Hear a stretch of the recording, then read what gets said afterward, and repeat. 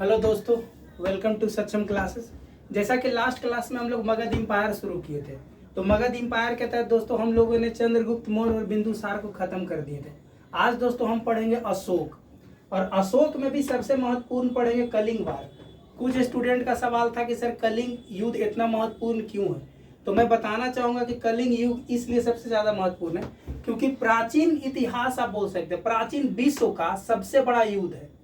मतलब आप कह सकते हैं कि वर्ल्ड हिस्ट्री में, एंशिएंट वर्ल्ड में इतना बड़ा युद्ध कभी नहीं हुआ होगा।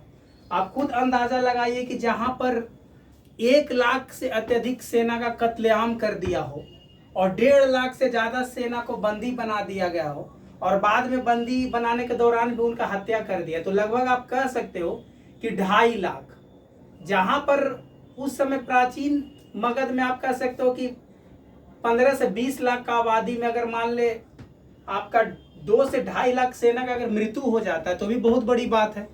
तो आप अंदाजा लगा सकते हो दोस्तों कि प्राचीन इतिहास का इतना बड़ा युद्ध आज तक कभी नहीं लड़ा गया। तो जब अशोक इतना ज्यादा कत्लेआम किए तो फिर आखिर अशोक को महान क्यों बताया गया, अशोका द ग्रेट, तो इसके बारे में भी थोड़ा डिस्कस करेंगे। और खास करके यूपीएससी और बीपीएससी या फिर कोई भी स्टेट पीएससी हो, तो मगध साम्राज्य से जो सबसे ज्यादा क्वेश्चन पूछा जाता, तो आप देखोगे अशोक के अभिलेख, अशोक ने बौद्ध धर्म क्यों अपनाया। खास करके यूपीएससी का इंटरव्यू का भी सवाल होता है, अशोका इतना महान क्यों है, Ashoka the great versus Akbar the great.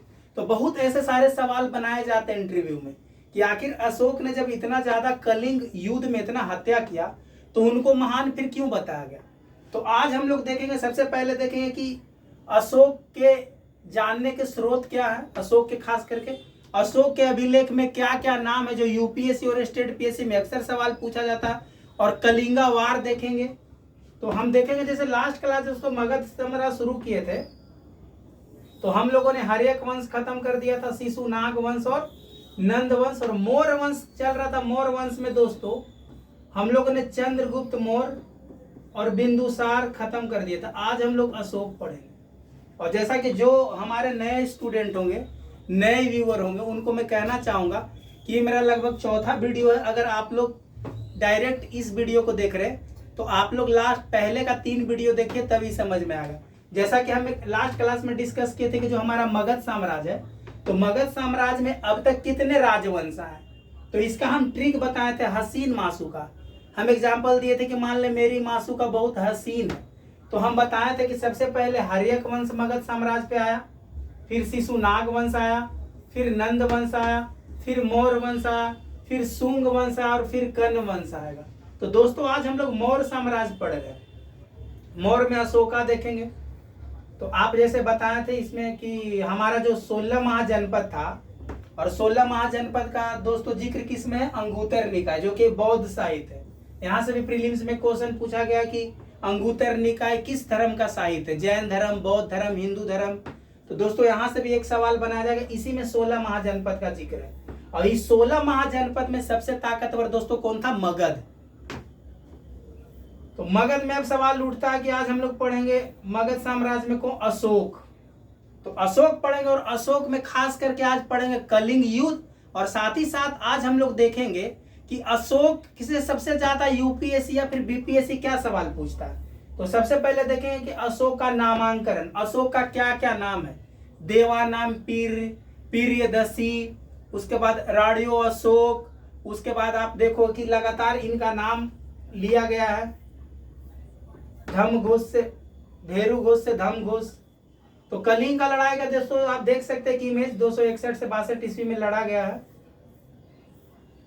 और आप अंदाजा लगा सकते हो दोस्तों कलिंग युद्ध एक ऐसा भयानक जिसके बाद अशोक ने दोस्तों अहिंसा का मार्ग अपनाया और बौद्ध धर्म अपना लिया। आप अंदाजा लगा लो कि 1 लाख सैनिकों को कत्लेआम किया गया था। लगभग आप कह सकते हो कि खून का नदी बह रहा था।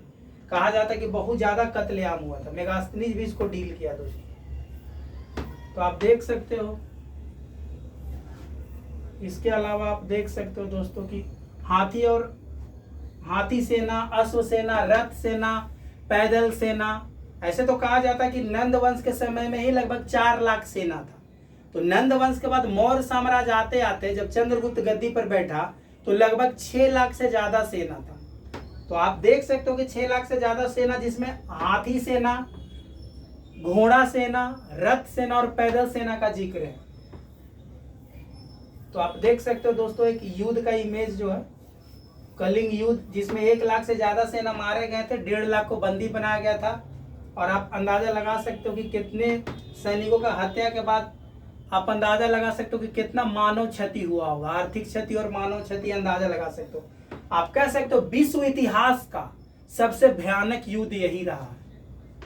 और इसी के कारण अशोक का हृदय परिवर्तन, उनको लगा कि इतना ज्यादा कत्लेआम, आज तक इतना ज्यादा कटा हुआ सर और खून का नदी कभी नहीं देखे थे। तो उनको लगा कि बहुत ज्यादा ही उनके द्वारा हिंसा हो गया, इसीलिए अंततः उनका हृदय परिवर्तन होता है और लास्ट में बौद्ध धर्म को अपनाते हैं। तो आप देख सकते हो लिखा हुआ कलिंग युद्ध सम्राट अशोक का हृदय परिवर्तन। तो यहाँ से दोस्तों बहुत ही महत्वपूर्ण है, देखिए एक श्लोक है दोस्तों, युद्ध के बाद कलिंग में पसरा हुआ सन्नाटा था, जीत कर भी हारा हुआ बैठा नया कलिंग का राजा था। कहा जाता है कि जब वहां पर कलिंग में सन्नाटा था, क्योंकि कत्लेआम कर देने के बाद सारा का सारा सुनसान पड़ गया था कलिंग का इलाका। और कह रहा था जब ये नया राजा बना, कलिंग का नया राजा कौन बना? अशोक, जीतने के बाद। लेकिन फिर भी दोस्तों आप कह रहा है कि जीत कर भी हार बैठा नया कलिंग का राजा था। मतलब कलिंग युद्ध तो जीत गया था, लेकिन दिल से अशोक हार गया था। इसीलिए बोला गया था कि जीत के भी हारा हुआ कलिंग का नया राजा था। अब सबसे ज्यादा यूपीएससी, बीपीएससी, स्टेट पीएससी जो मैक्सिमम सवाल पूछता है, थोड़ा सा उस पर चर्चा करेंगे, क्योंकि आपको अभी खास करके बीपीएससी, यूपीपीएससी और यूपीएससी के लिए जो सवाल है, इसमें ज्यादा से मैक्सिमम यहीं से सवाल बनाए जाते हैं। इसके बाद हम लोग देखें कि कलिंग का युद्ध का कारण क्या था, उसका परिणाम क्या निकला। तो सबसे पहले यहाँ पर देखें कि जो अशोक का काल है दोस्तों 269 ईस्वी से 232 ईस्वी पूर्व का। तो आप कह सकते हो कि 269 ईस्वी में कलिंग कहाँ, अशोक दोस्तों कहाँ बैठा? राजगद्दी पे। अगर थोड़ा सा मैं हल्का सा भारत का मैप बनाना चाहूंगा,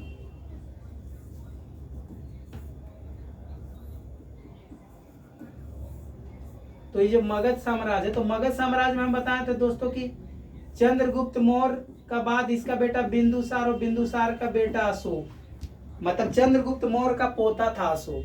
तो अशोक दोस्तों गद्दी पर बैठता 269 बीसी में, और जबकि चंद्रगुप्त मौर्य दोस्तों 320 से 21 ईस्वी में गद्दी पर बैठते हैं, इनके जो दादा होते हैं।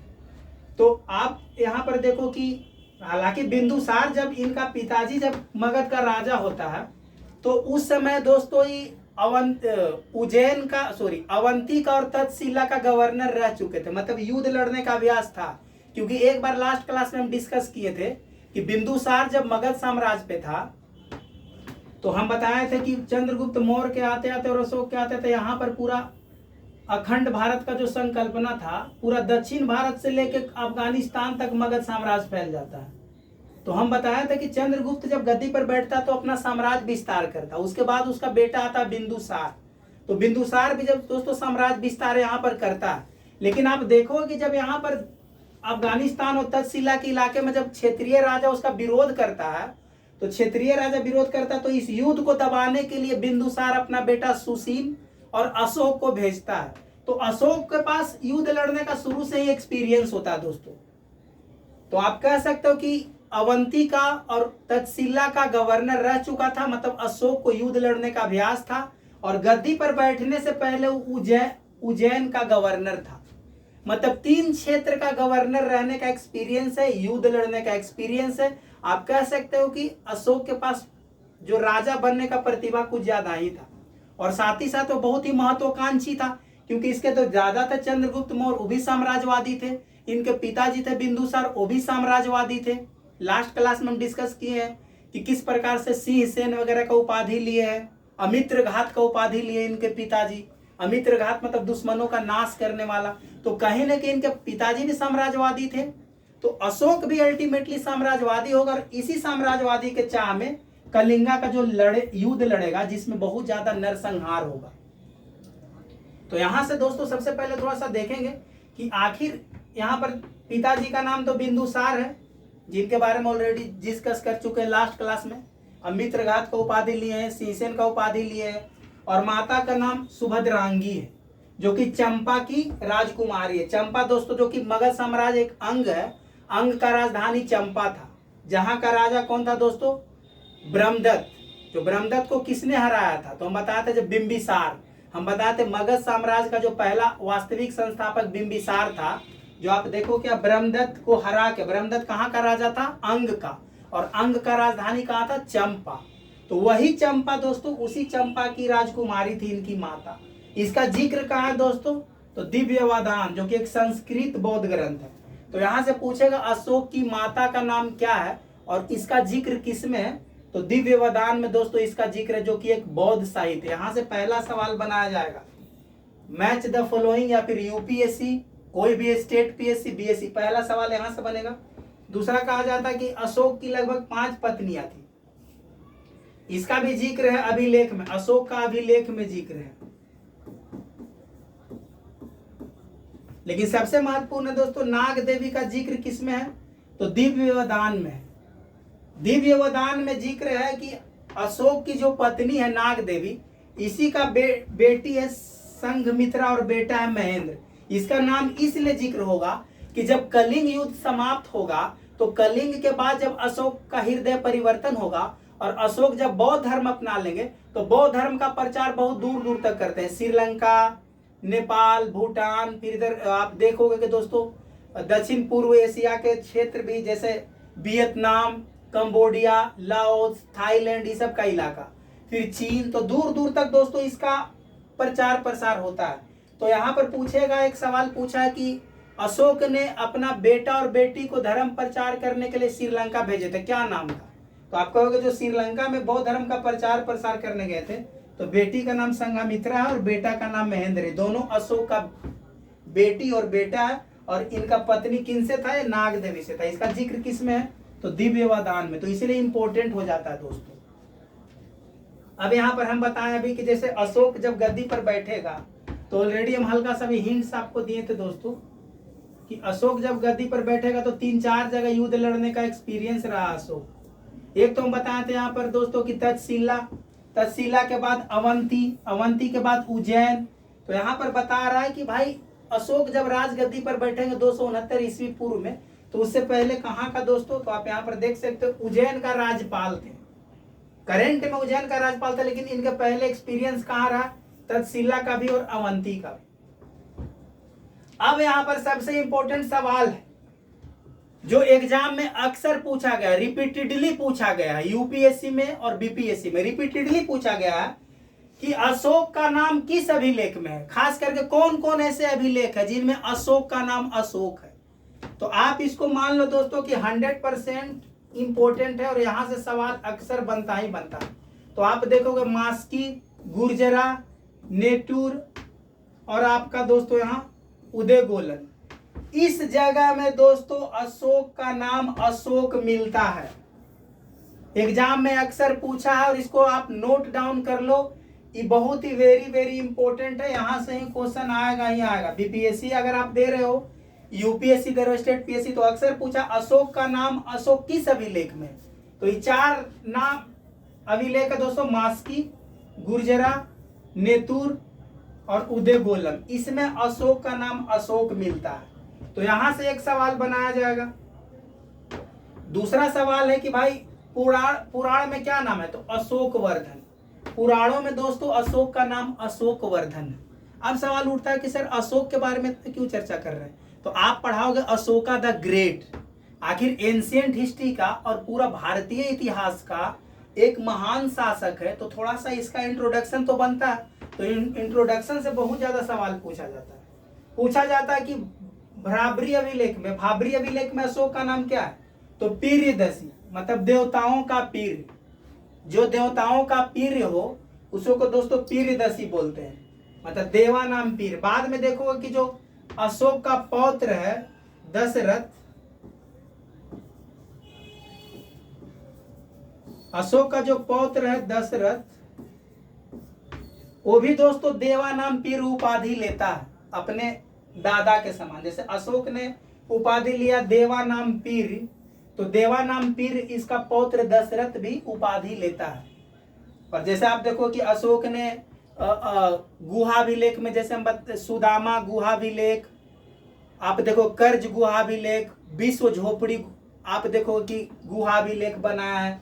तो उसी तरह नागार्जुन गुफा अभिलेख दशरथ बनाया है दोस्तों। इसका भी खास करके क्वेश्चन पूछा जाता है। जब अशोक का अभिलेख हम पढ़ाएंगे तो उस समय डीप में बताएंगे कि अभिलेख क्या होता है। अभिलेख 3 प्रकार के होते हैं, शिलालेख, स्तंभ लेख, गुहा लेख। फिर शिलालेख को भी 2 भाग में बांटा गया, दीर्घ और लघु। स्तंभ को भी दीर्घ और लघु, फिर गुहा लेख को, फिर पृथक अभिलेख। जब हम लोग अभिलेख पढ़ेंगे दोस्तों तो उसको खास करके जिक्र करेंगे। तो यहां से अक्सर सवाल बनेगा दोस्तों। यूपीएससी में क्वेश्चन पूछा गया था कि रानियों अशोक किस अभिलेख में लिखा गया, कहाँ का। तो आप देखो कंगनहली का एक अभिलेख है जिसमें दोस्तों अशोक का नाम है रानियों अशोक। ये दोस्तों यूपीएससी में भी एक बार सवाल इससे पूछा गया। तो दोस्तों आप देख सकते हो कि जितने सारे भी जो हम जिक्र कर रहे हैं एग्जाम पॉइंट ऑफ व्यू से बहुत ही महत्वपूर्ण है। तो आप दोस्तों कंगनहली इंपॉर्टेंट याद रखना, इसमें अशोक का नाम रानियों अशोक। अब सवाल उठता है कि जैसे श्रीनगर का स्थापना, तो कल्हन का जो राज तरंगिणी किताब, अक्सर पूछा जाता है कि राज तरंगिणी किन के द्वारा लिखा गया है। तो राज तरंगिणी दोस्ता कल्हन के द्वारा लिखा गया है। इसमें जिक्र किया गया कि श्रीनगर का स्थापना किसने किया, तो अशोक ने श्रीनगर का स्थापना किया, श्रीनगर शहर बसाया। तो दोस्तों ये भी बहुत इंपॉर्टेंट हो जाता है। ये लगभग 245 ईस्वी पूर्व में इसका। अब थोड़ा इंपॉर्टेंट देखते हैं कि भाई आखिर कलिंगा जो युद्ध हुआ है, तो कलिंगा युद्ध का सोर्स क्या है। तो कलिंगा युद्ध का सोर्स थोड़ा देखने से पहले अभी हम लोग थोड़ा सा कलिंगा युद्ध देखते हैं, फिर थोड़ा सा सोर्स देखेंगे। तो कलिंगा युद्ध थोड़ा सा दोस्तों देखने से पहले हम इसका स्टोरी बताना चाहेंगे कि आखिर कलिंगा युद्ध होता कैसे है।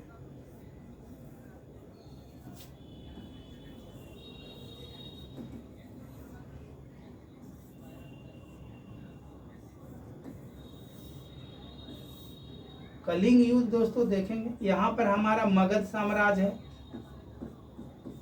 और यहाँ पर मेरा जो कलिंग का क्षेत्र है।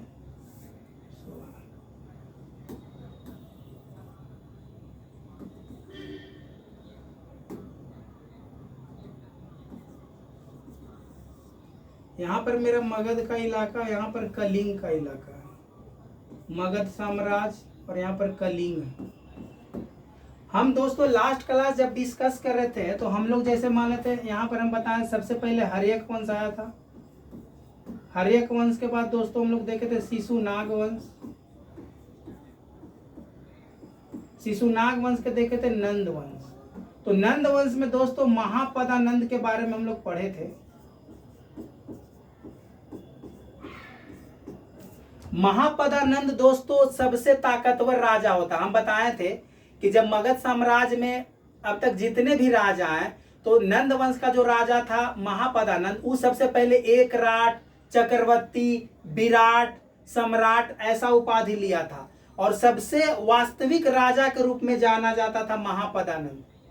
तो ये महापदानंद इतना ताकतवर था दोस्तों कि हम बताए थे कि सबसे पहले कलिंग को कौन जीता था, सबसे पहले कलिंग को जीता था महापदानंद, नंद वंश का था और कलिंग को अपने में मिला लिया था। और बताया था कि कलिंग से ही एक जैन मूर्ति उठा के मगध में ले आया था।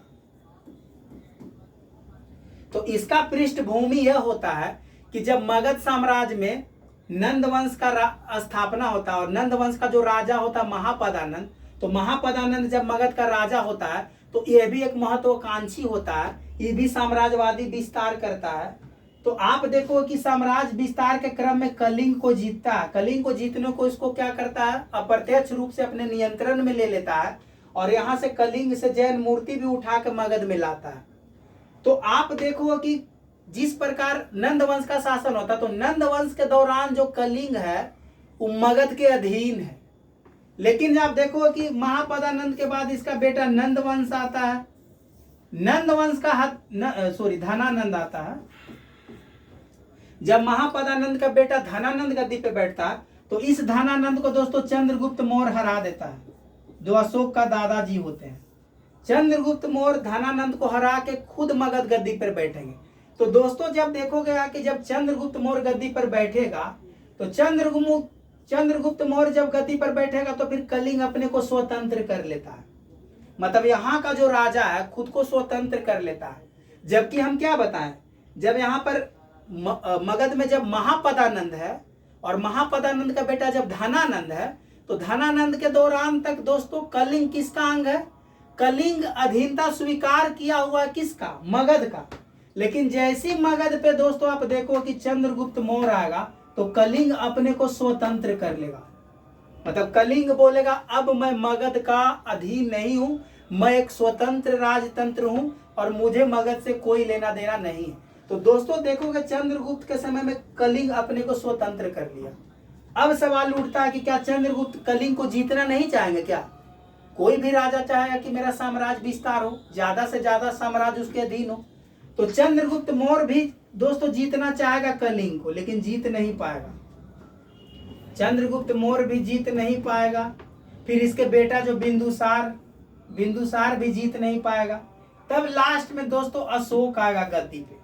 मतलब आप अंदाजा लगाओ कि कलिंग को अशोक के दादाजी जीतने का प्रयत्न करते हैं, नहीं जीत पाते हैं। उनका पिताजी जीतने का प्रयत्न करते हैं, नहीं जीत पाते हैं। तब अशोक को लगता है कि अब मुझे ही कलिंगा को जीतना होगा। आखिर इसके मन में महत्वाकांक्षी क्यों आता है? महत्वाकांक्षा इसलिए आता है दोस्तों कि आप देख सकते हो कि जब यहाँ पर नंद वंश का राजा धनानंद है तब कलिंग इसके अधीन है, तो कहीं ना कहीं इसको मिलाना चाहेगा। अब सवाल उठता है कि इसके पिताजी जीतना चाहे, दादा जीतना चाहे, लेकिन नहीं जीत पाए तो अशोक जीतेगा। अब सवाल उठता है कि आखिर इसको जीत के क्या फायदा होगा? आखिर कलिंगा को जीतने के पीछे क्या फायदा होगा? कुछ फायदा होगा तभी तो जीतेंगे। तो देखते हैं कि भाई आखिर इसके क्या फायदा होने वाला कलिंगा को जीतने से।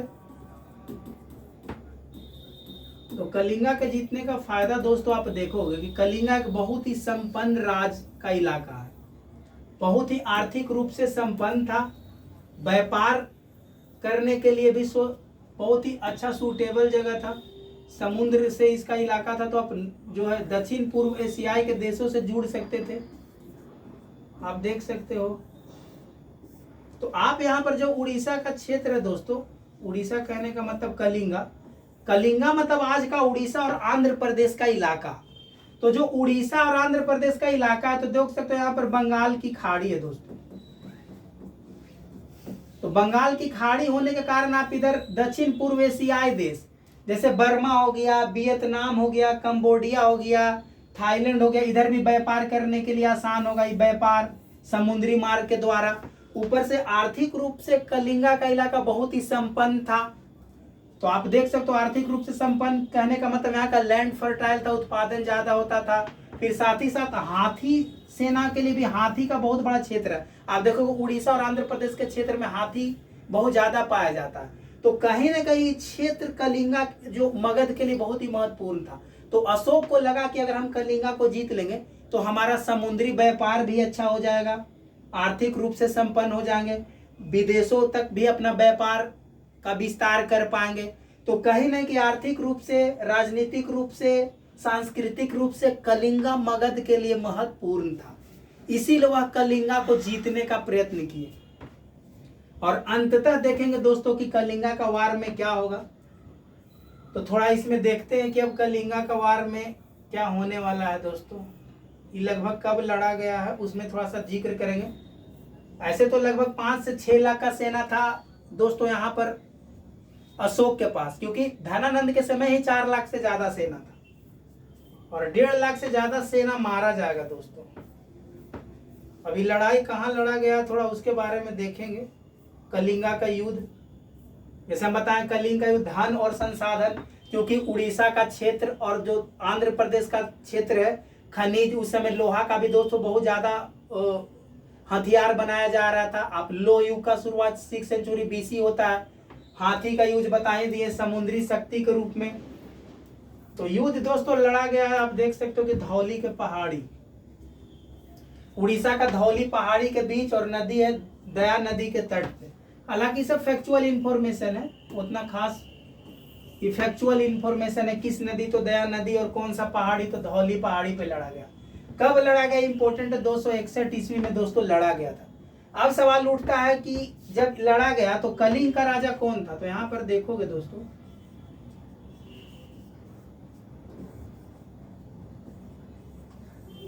मान लें यहाँ पर एक तरफ है अशोक और एक तरफ है कलिंग का राजा, मतलब मगध का राजा अशोक है और कलिंग का राजा कौन है? तो कलिंग का राजा का स्पष्ट नहीं है, कहीं कहीं इसमें लिखा गया है कि अनंत था, कहीं कहीं लिखा गया दोस्तों कि इसका जो राजा था अनंत पदानव, जो कहाँ इसका जिक्र है दोस्तों?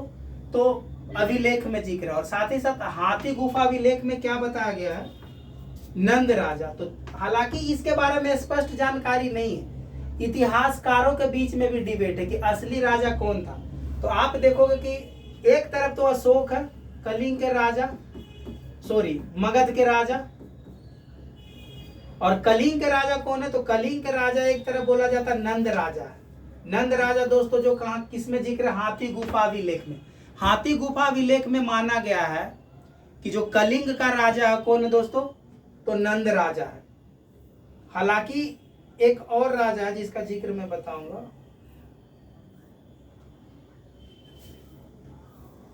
इसके बारे में कहा गया है।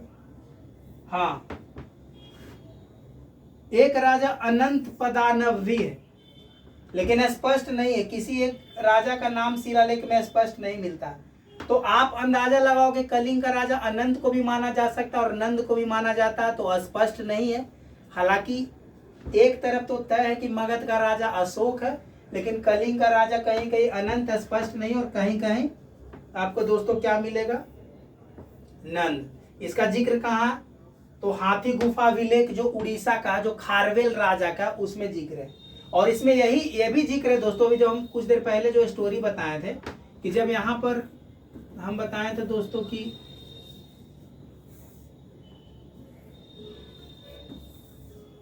हम बताए थे कि जब मगध साम्राज्य का राजा जब महापदानंद होता है, तो महापदानंद जब कलिंगा को जीतता है तो कलिंगा से एक जैन मूर्ति ले आता है उठा के मगध में। यही जैन मूर्ति दोस्तों राजा अनंत वापस कलिंगा ले आता है, नंद राजा। कहा जाता है कि हाथी गुफा अभिलेख में बताया गया है कि जब मगध साम्राज्य का राजा महापदानंद होता है, जो बहुत ताकतवर होता है, एक राट चक्रवर्ती सम्राट उपाधि लेता है, तो जब कलिंग के राजा को हराता तो यहाँ से एक जैन मूर्ति उठा के मगध ले आता, मतलब बिहार ले आता, उड़ीसा से। तो इसी समय जब नंद राजा होता तो नंद राजा वापस बिहार से वह जैन मूर्ति कहाँ ले आता है? उड़ीसा। तो इसका जिक्र कहाँ है? तो खारवेल जो राजा है उड़ीसा का, उसका एक हाथी गुफा अभिलेख है, उसमें इसका जिक्र है दोस्तों। तो आप इसके बारे में बता सकते हो। तो ये कलिंगा का जो कलिंगा वार है उसका थोड़ा सा दोस्तों फैक्चुअल इंफॉर्मेशन है। हालांकि ये जो फैक्चुअल इंफॉर्मेशन है हम एग्जाम पॉइंट व्यू से लिखे हैं, इससे सवाल आ सकता है। ये जो बताया तो वह उठा के किसी एक समान है और जैन प्रतिमा को वापस ले आता है, उल्लेख किया गया कि वापस जैन मूर्ति को ले आता है। अब सवाल उठता है कि जब कलिंग वार होता है तो कलिंग वार में लगभग कितना सेना मरता है दोस्तों? तो आपका तो अंदाजा पता चल ही गया कि लगभग 1.5 लाख से ज्यादा, 1 लाख से ज्यादा कत्लेआम होता और 1.5 लाख को बंदी बना जाता। ये तो उसका हिस्टोरिकल बैकग्राउंड है कि कैसे कैसे क्या हुआ था। हाँ, इसमें दोस्तों आप देखो कि मेगास्थनीज जिक्र किया है, मेगास्थनीज तो कम जिक्र किया है थोड़ा सा, कि लगभग 60,000 पैदल सेना है, 1,000 के आसपास घुड़सवारी है और 700 के आसपास हाथी है। मेगास्थनीज के अनुसार डेटा दिया गया, जबकि वास्तविक में आप अंदाजा लगाओ कि लगभग 5 से 6 लाख का सेना है किसके पास? अशोक के पास। लेकिन मेगास्थनीज अपना जो बुक है इंडिका में चर्चा किया है कि अशोक के पास सेना का क्या क्या, मतलब किस प्रकार का सेना का जिक्र है। तो ये मेगास्थनीज का है दोस्तों। अब है लगभग, ये तो देख ही लिए कलिंग का राजा। अब क्या हुआ इसके बाद? लगभग 1 लाख के आसपास सेना मारे गए थे। इतना भयानक लड़ाई हुआ था दोस्तों कलिंग वार। अशोक और राजा नंद बोल लीजिए या फिर अनंत बोल लीजिए, इतना भयंकर युद्ध हुआ था कि लगभग 1 लाख का सेना का कत्लेआम किया गया था, खून का नदी बह रहा था और 1.5 लाख से ज्यादा को बंदी बना लिया गया था। 1.5 लाख से ज्यादा को बंदी बना लिया गया था, जो बाद में अंततः किसी न किसी कारण से इनका भी हत्या या फिर मृत्यु कर दिया जाता है। तो 2.5 लाख से ज्यादा लोग मर जाते हैं। अब इसी कारण दोस्तों आप देखोगे कि अशोक का हृदय परिवर्तन हो। अब सवाल उठता है कि जब जीत लेता है। तो अब इसके पहले आप देखो कि जैसे मगध साम्राज्य था, तो मगध साम्राज्य कलिंगा जीतने से पहले इसके पास 4 राज था। जैसे अवंती हो गया, उत्तरापथ हो गया, दक्षिणापथ हो गया और पाटलिपुत्र था। तो अंततः दोस्तों आप कलिंगा को जीतेगा और राजधानी दोस्तों इसका जानी रहेगी तोसली था। अब इसका इंपॉर्टेंट है कि इसका जिक्र क्या 13वां शिलाभिलेख में क्या जिक्र किया गया दोस्तों, तो लगभग इतना लाख लोगों को निर्वासित किया गया, अन्य 1 लाख से मारे गए, ये 13वां अभिलेख में। तो ये खास करके पूछा गया एग्जाम में कि कितने सैनिक का हत्या किया गया था, कितने को बंदी गया था अशोक के किस अभिलेख में, तो दोस्तों 13वां अभिलेख में। तो बहुत ही महत्वपूर्ण है। अब युद्ध के कारण वगैरह तो ये सब दोस्तों ऑलरेडी हम डिस्कस कर चुके हैं, इसमें ज्यादा हम लोग जानने का जरूरत नहीं। और किस किस अभिलेख में क्या जिक्र है थोड़ा ऊपर अब देखना चाहेंगे हम लोग। जितने भी फैक्चुअल इंफॉर्मेशन है दोस्तों आप इसको यहाँ पर थोड़ा सा इंपॉर्टेंट पॉइंट देख सकते हो।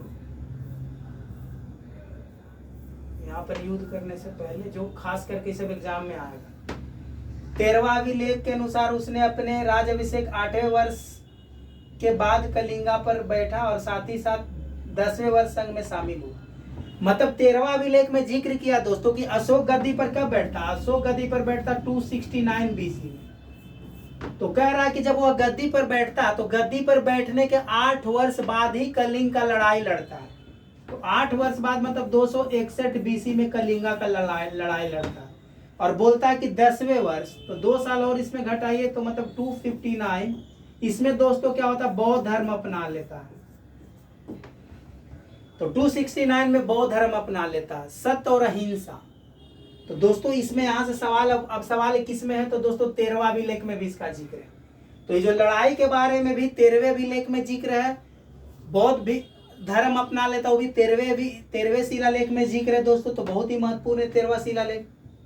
अब भाई गिरनार के 8वें शिलालेख में क्या जिक्र है दोस्तों, कि 10वें वर्ष संघ में शामिल होता, सॉरी ये जो 10वें वर्ष शामिल में होता है गिरनार का 8वें अभिलेख में। ये जो लड़ाई लड़ा 8वें वर्ष ये दोस्तों 13वां शिलालेख में जिक्र है। तो ये बहुत इंपॉर्टेंट है, यहाँ से पूछेगा तो ध्यान रखिएगा कि 10वें वर्ष बौद्ध धर्म को अपनाते किस अभिलेख में, तो गिरनार के शिलालेख में दोस्तों। तो इसी में कहा गया है कि धम भेरी घोष से धम्म घोष, भेरी घोष मतलब युद्ध करने वाला, क्रूर, क्रूर से धम्म मतलब अहिंसा की बात करने वाला, शांति प्रिय।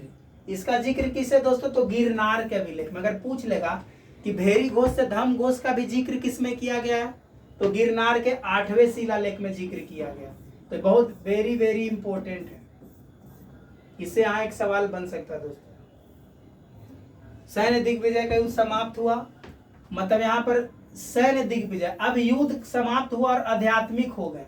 यहाँ जिस प्रकार इनका विचार था साम्राज्यवाद, इनका जो चंद्रगुप्त मौर्य का सपना था, और जो आप देखो कि अशोक का सॉरी चाणक्य का आप देखोगे मैप में दोस्तों, कि जो दक्षिण भारत से लेकर अफगानिस्तान का जो इलाका था, अखंड भारत का जो सपना था, जो चाणक्य और चंद्रगुप्त मौर्य जब मिल के देखे थे, मतलब कहीं न कहीं साम्राज्यवाद विस्तार का बात था।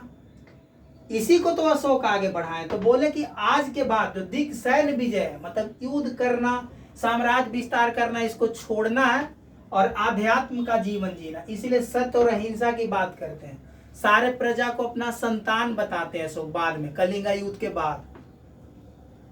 तो यही चीज यहाँ पर इंपॉर्टेंट पॉइंट है दोस्तों। क्रूर चंड शोक व धर्माशोक बन गया। चंड शोक मतलब जो युद्ध करने वाला, युद्ध प्रिय था, साम्राज्यवादी था, वो कहीं ना कहीं धर्म शोक हो गया। मतलब कहने का मतलब कि धर्म को अपना लिया, सत्य अहिंसा की बात करने लगा, कल्याणकारी करने लगा, लोगों को मदद करने लगा, पशु बलि को हत्या बंद करवा दिया। आप देखो कि पहला शिलालेख में जिक्र है कि पशु बलि हत्या निषेध, साथ ही साथ उसका क्या करने के लिए दोस्तों, पशु चिकित्सा का बात करने लगे। तो दोस्तों आप देख सकते हो कि अचानक कैसा हृदय परिवर्तन हुआ। उसने बौद्ध धर्म को अपना और शांति और अहिंसा का संदेश दूर दूर तक फैलाया। इसी में बताए थे कि अपना बेटा जो है, अपना बेटा महेंद्र और बेटी संघामित्रा, इसको दोस्तों कहाँ भेजते हैं? श्रीलंका भेजते हैं। भारत से दोस्तों कहाँ भेजते हैं? श्रीलंका। तो आप देखोगे यहाँ श्रीलंका में क्या करते हैं, दोनों को भेजते हैं बौद्ध धर्म का प्रचार प्रसार करने के लिए।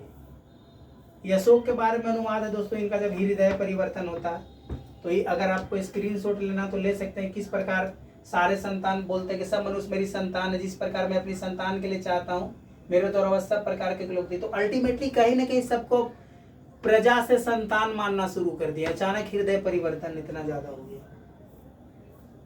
तो ये दोस्तों बहुत ही महत्वपूर्ण। अब जहां से सवाल पूछा जाएगा इसका दोस्तों आप स्क्रीनशॉट लेना चाहोगे तो आप स्क्रीनशॉट ले सकते हो। ये तो कहानी में बताया था कि किस प्रकार कलिंगा जीतने से पहले इनके जो दादा थे चंद्रगुप्त मौर्य और जो बिंदुसार नहीं जीत पाए थे। तो नहीं जीत पाने के कारण ही अशोक को लगा कि भाई उसको मिलाना है।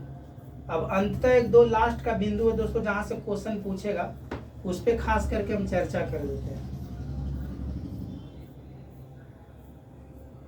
ये सब दोस्तों वही स्टोरी है जो मैं ऑलरेडी बता चुका हूँ, तो इसमें जानने की जरूरत नहीं है। हालांकि आप स्क्रीनशॉट के माध्यम से अगर देखना चाहोगे तो देख सकते हो।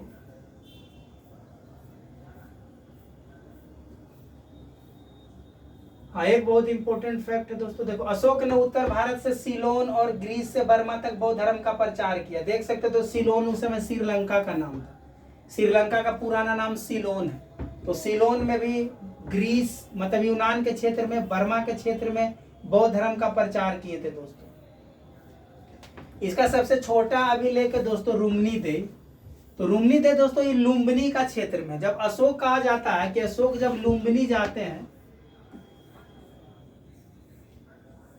कहा गया है कि जब बौद्ध धर्म अपनाते हैं तो बौद्ध धर्म अपनाने के बाद जब 20वें वर्ष में लुम्बिनी जाते हैं, तो 20वें वर्ष में लुम्बिनी वही इलाका दोस्तों जो महात्मा बुद्ध का जहाँ जन्म हुआ था, जो भी नेपाल के क्षेत्र में। तो लुम्बिनी में जब जाते हैं, लुम्बिनी में ये सबसे छोटा अभिलेख रुम्नी दे, तो वहां के लोगों को दोस्तों जो सिंचाई कर 1/8 कर देते हैं, और साथ ही साथ तो धर्म से रिलेटेड जितना भी कर था उसको मुक्त कर देते हैं। मतलब धर्म से रिलेटेड जो भी बलि होता था, पूजा पाठ होता था, तो धर्म का कर है वो खत्म कर देते हैं, रिलीजियस टैक्स को खत्म कर देते हैं। और जो यहाँ पर भू राजस्व होता है, भू राजस्व को 1/8 कर देते हैं।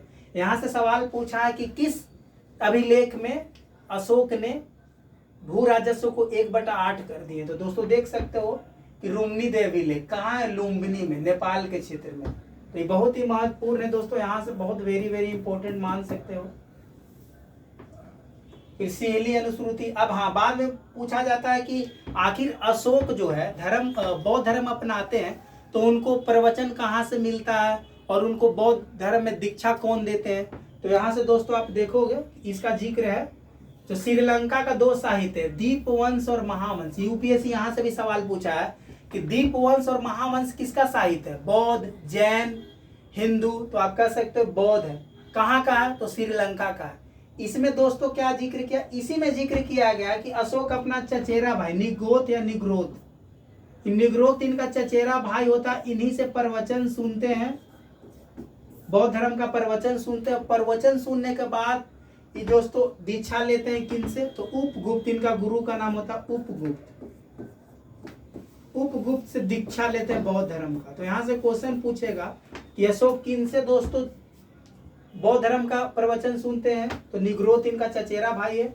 और किन से दीक्षा लेते हैं? तो दोस्तों उपगुप्त से दीक्षा लेते हैं बौद्ध धर्म का। तो यहाँ से भी क्वेश्चन पूछा जा सकता है कि जो दीपवंश और महावंश बौद्ध साहित्य है कहाँ का है? तो श्रीलंका का। तो यहाँ से इंपॉर्टेंट सवाल बनेगा।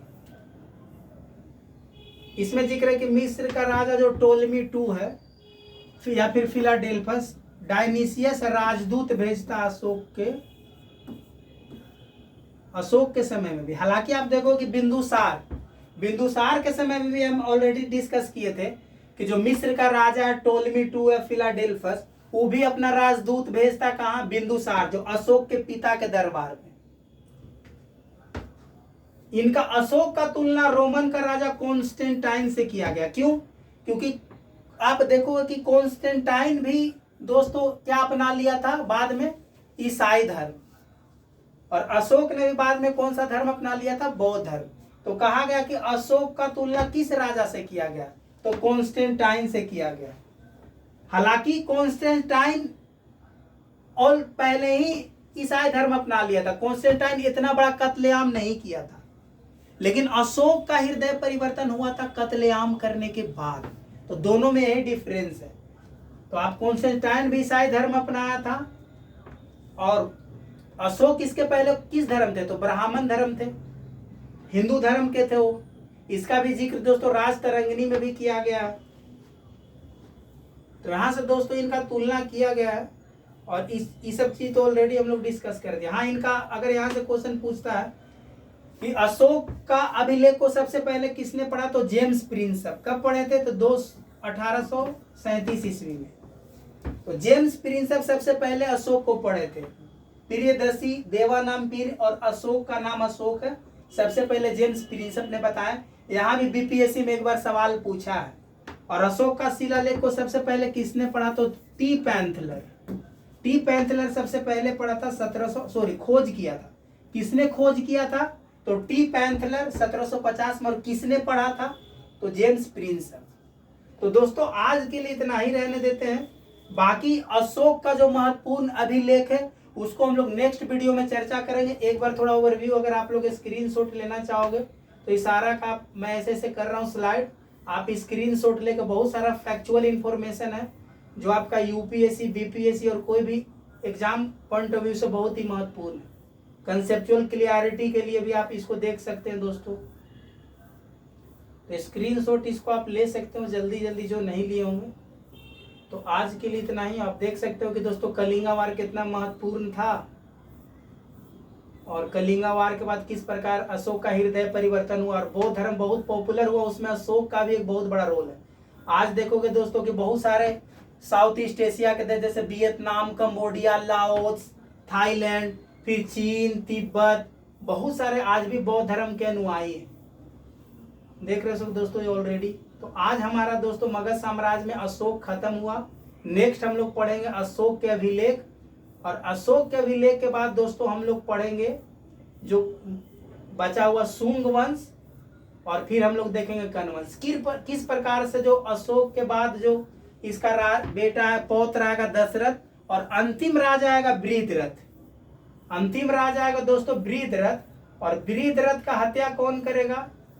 तो पुष्पमित्र शुंग। यहां से दोस्तों देखो ये जो इसका राजा है पुष्पमित्र शुंग, ये दोस्तों क्या करेगा? मौर्य वंश का जो अंतिम राजा है बृहद्रथ, इसका हत्या कर देगा और हत्या करने के बाद शिशुनाग वंश का स्थापना करेगा। तो इसको भी हम लोग नेक्स्ट लेक्चर में देख लेंगे। तो आज के लिए इतना ही दोस्तों। अगर वीडियो अच्छा लगा हो तो चैनल को लाइक करिए, सब्सक्राइब करिए, कमेंट करिए, शेयर करिए ताकि मुझे मोटिवेशन मिल सके और आपके लिए कंटिन्यूअसली मैं वीडियो बना सकूं। बहुत बहुत धन्यवाद दोस्तों।